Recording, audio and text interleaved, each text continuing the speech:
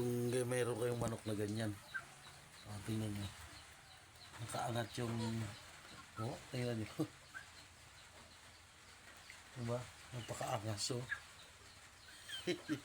Yan guys. Sa mga lahat ng sabungero dyan, tingnan nyo. Yan yung mga breeding namin dito.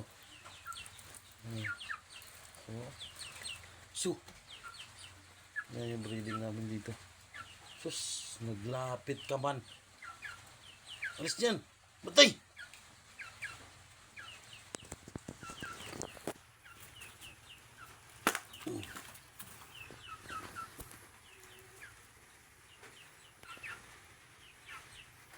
Yan yung breeding namin dito, yan o. Tingnan nyo. Kala mo yung dilayag na barko.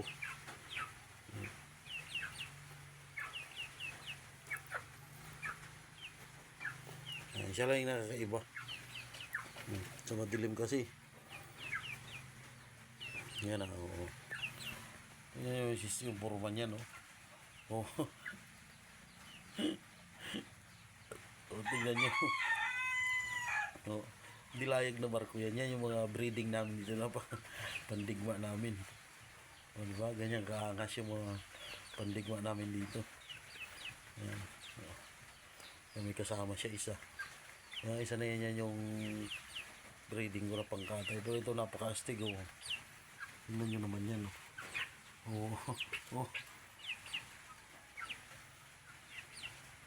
Napaka-angas.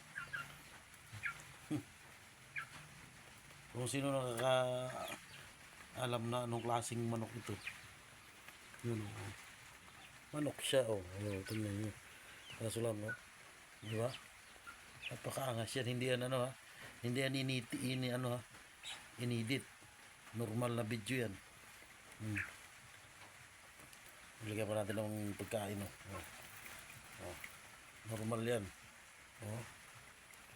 Tingnan nyo, diba? Napakaangas ng manok na to. Diba? Nakaraan ko pa gustong videohan to para pakita ko. Siguro magaling magpalo yung mga ganitong manok. Kasi yung pakpak yan agad eh. Tingnan nyo. Alam mo kinurinti.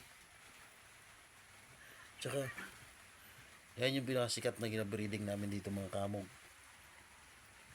Sa mga kapwa ko dyan sa bungiro. Yan yung sikat dito na ginabreeding namin.